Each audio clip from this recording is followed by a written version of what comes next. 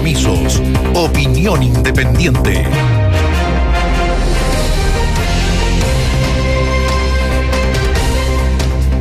Varios temas que comentar. Lo primero, hasta ahora, teóricamente deberíamos estar comentando la propuesta del gobierno para asumir la jefatura del Ministerio Público, el denominado Fiscal Nacional. Pero todavía esto no se produce. ¿Por qué?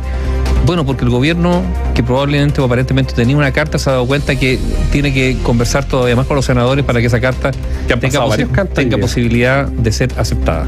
Partió en la mañana con Juan Agustín Meléndez, salieron críticas a nivel político, particularmente desde el oficialismo, por algunas decisiones que había tomado en el pasado Juan Agustín Meléndez del Sename, pero además en la propia oposición se levantó también una crítica, porque dicen, Juan Agustín Meléndez es actualmente el subrogante en el Ministerio Público y no ha dicho nada por las críticas del presidente Sebastián Piñera a raíz de Jorge Mateluna, que técnicamente la crítica del presidente es cuestionar que el Ministerio Público incluya pruebas que no eran del todo correctas Hay un juicio, hay una crítica al desempeño del Poder Judicial que incluye al Ministerio Público. Que es autónomo al Poder Judicial, pero que incluye, porque obviamente son ellos, es un fiscal, de hecho el fiscal ha salido a hablar. Aporta prueba.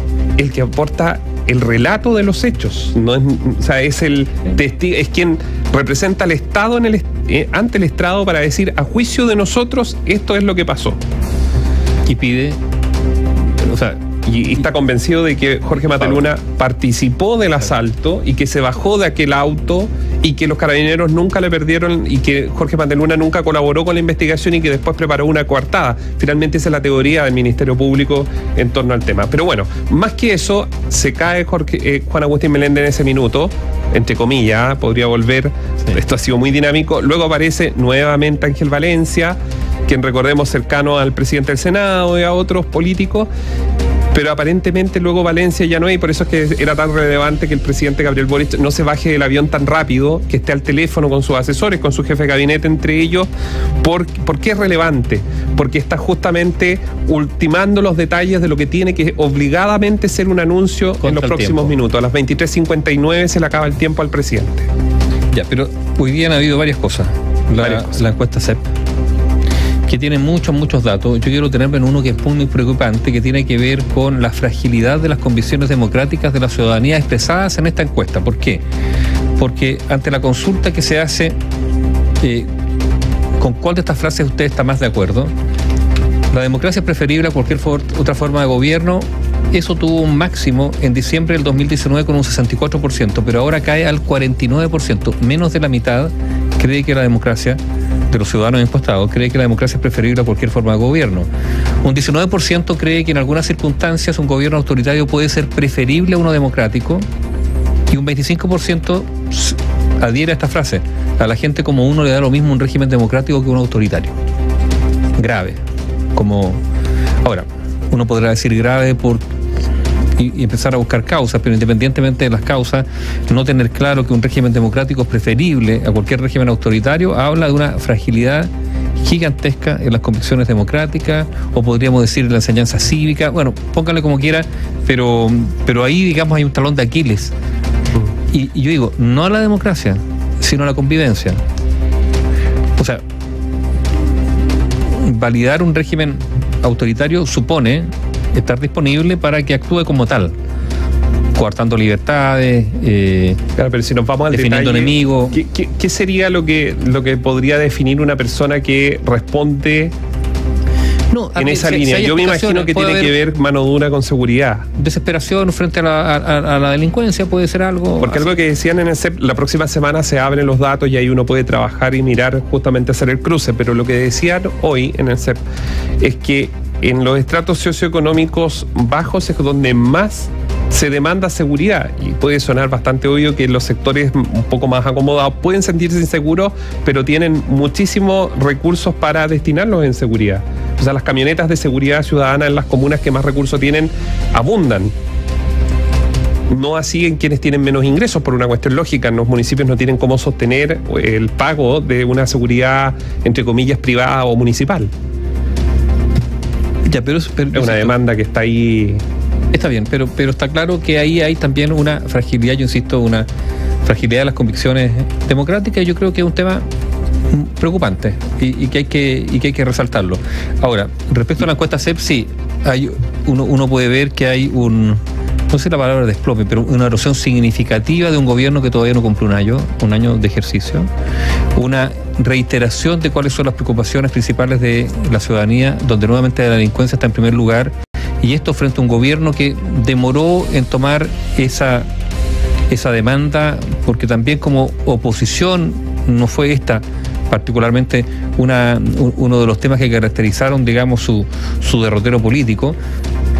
Y ya, es una encuesta más, vamos a ver, pero delincuencia, por ejemplo, es importante el salto de abril-mayo del 2022 a noviembre-diciembre del 2022, salta del 50 al 60%, como uno de los 3 temas a los cuales el gobierno debería dedicar el mayor esfuerzo en solucionar.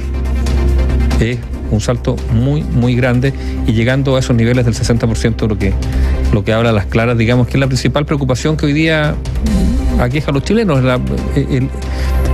es la principal emoción, incluso no podría decir, y el miedo.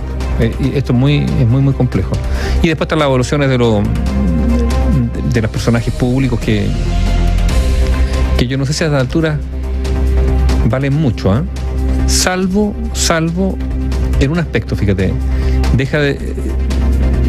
que es bien impresionante, porque en el plano de las figuras que se mencionan, que son varias, ¿no es cierto?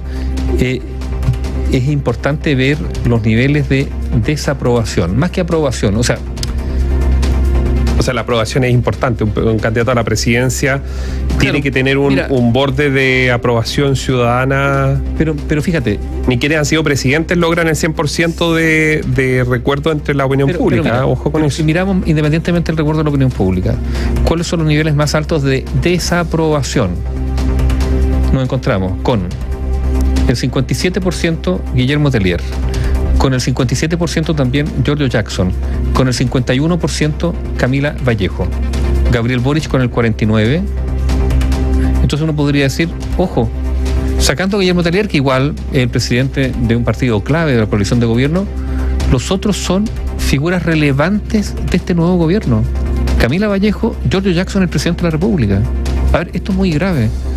Son las figuras, además, que irrumpieron en la política con altísima aprobación en un momento, que vinieron, entre comillas, a refrescar la política, sobre los cuales se sostuvo no solo el movimiento estudiantil, se sostuvo también la oposición al gobierno de Sebastián Piñera, y la construcción de una fuerza política que les permitió llegar al gobierno. Bueno, esas figuras, esos pilares, hoy día son los que tienen la más alta reprobación. Insisto, Guillermo Tellier con el 57%, lo dejo de lado, pero está Giorgio Jackson con el 57%, algunos dicen el cerebro gris de esta coalición, ¿no es cierto?, del Frente Amplio.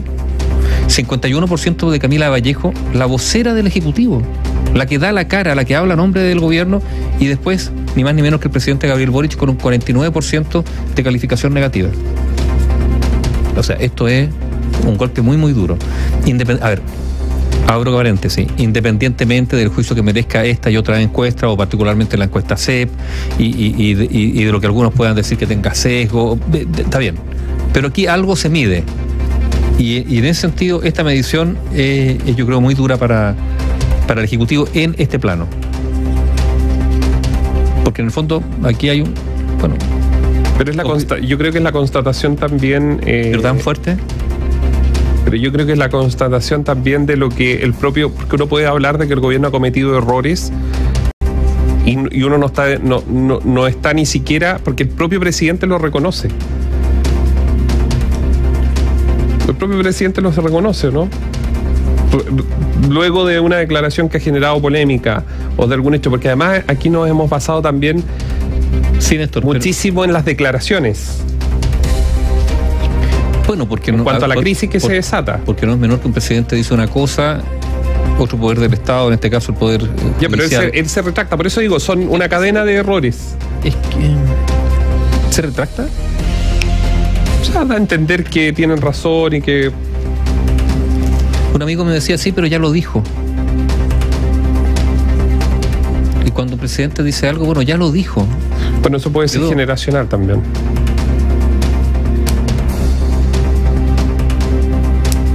Ahora, tú hablas de una oportunidad, todos los gobiernos tienen una oportunidad en las crisis, eso es cierto. Yo creo que el gobierno tiene una oportunidad, en materia de seguridad tiene una oportunidad. Si es que tiene la convicción de que en materia de seguridad hay que actuar. Y se le acaba el tiempo, pero tiene esa oportunidad y le va quedando poco tiempo. Tiene la sensación que en este por ahora abortado acuerdo sobre la seguridad, ¿no es cierto?, con oposición y gobierno, sí ha habido problemas a partir de la declaración del presidente Boric con la oposición. Sí, pero yo creo que también mañana vamos a tener un nuevo día en eso y va a seguir hacia adelante la mesa, digamos. Yo creo que la cordura ha vuelto en la tarde al Congreso. ¿En el oficialismo también? En la oposición particularmente. No, pero yo pregunto en el oficialismo. En el oficialismo hay, a ver, no es que haya divisiones, pero hay matices a lo menos respecto a determinados proyectos de ley. A ver, si aquí hay que recordar que este plan que encabeza o que pretende encabezar la ministra del Interior, Carolina Toá, incluye una serie de proyectos de ley, pero algunos de esos proyectos de ley similares, muy parecidos o casi idénticos en su momento, se plantearon y fueron objeto de rechazo por importantes miembros del actual oficialismo. ¿Ese rechazo cambió? ¿Cambiaron de idea completamente? ¿O todavía están estos resquemores? Y eso, bueno, también yo creo que evidencia al interior de la propia coalición algunas diferencias que, claro, que tendrán que subsanarse porque, claro, la oportunidad está. Pero la oportunidad hay que tomarla y para tomarla a veces hay que avanzar incluso contra lo que se dijo, bueno, no sería nuevo, hace un tiempo atrás. O sea, la encuesta CEP, si uno la quiere ver desde arriba, la crisis de seguridad plasma plenamente la crisis de seguridad y eso cruza, y lo hemos dicho acá varias veces, sin seguridad es muy difícil incluso hablar de derechos humanos, hablar de igualdad, hablar de todos los temas que se quieran hablar. Sin seguridad es vivir absolutamente asustado. Lo otro que quería plantear es que los partidos políticos están al último rechazados prácticamente por toda la ciudadanía, pero si uno tiene que escoger de los pocos, está el Partido Socialista, Renovación Nacional, Partido Demócrata Cristiano, atención con eso, Partido Demócrata Cristiano, el Partido de la Gente. Luego más atrás sigue el Partido Comunista y la UDI, la Unión Demócrata Independiente y Republicano. El resto del Frente Amplio está casi desapareciendo, al igual que Bópoli, en cuanto a menciones. Porque quizás no han sido capaces de instalarse como marca. Oye, y lo otro, temas que preocupan a la gente, ha disminuido la preocupación por la educación. No mucho. Del 28 al 26% como uno de los 3 problemas que debieran dedicar el gobierno mayor esfuerzo para solucionar ese problema. Y aquí hay un dato, este es un dato que ha puesto en su tuit, ¿no?, Óscar Landerreche, respecto a lo que ha sido la destrucción, esa es la palabra, la destrucción de la educación pública y particularmente la educación en los colegios emblemáticos. Esto tuiteó Óscar Landerreche. Posición de la PSU el 2005, previo al movimiento Pingüino, y posición de la PAES el 2022. La posición en el ranking del promedio de notas de la PSU o de la PAES actualmente, ¿no es cierto? El Instituto Nacional, el 2004 estaba en el 9º lugar, cayó al lugar 201 en su puntaje, el promedio de su puntaje. El Liceo 1 estaba en el 118, cayó al 544. El Liceo de Aplicación del puesto 352 al 944. El Barros Borgoño del 363 al 957. El Internado Barros Arana del 523 al 883. Los institutos nacionales, increíble. Del lugar 9, el Instituto Nacional aportaba con puntajes nacionales, que hoy día no se quiere hablar de puntaje nacional, pero aportaba con muchos puntajes nacionales y con un promedio, era el 9º liceo en los puntajes para las pruebas de selección universitaria, sí, a nivel compitiendo nacional, mano a mano con los colegios más caros de este país y particulares y con selección y todo eso. Lo mismo que pasa en regiones, región del Biobío, en lo mismo Los Ángeles. Ha caído habían colegios municipales muy competitivos con los colegios privados. Bueno, ha caído del lugar 9 al 201. Nicolás Izaguirre, terrible. Se me viene a la cabeza al tiro. Pero mira, aquí lo hemos dicho tantas veces, a ver, esto puede parecer de nuevo, y no es una consigna, pero lo hemos dicho muchas veces. La educación pública está íntimamente ligada, a mi juicio, pueden discrepar de esto, con la calidad de la democracia.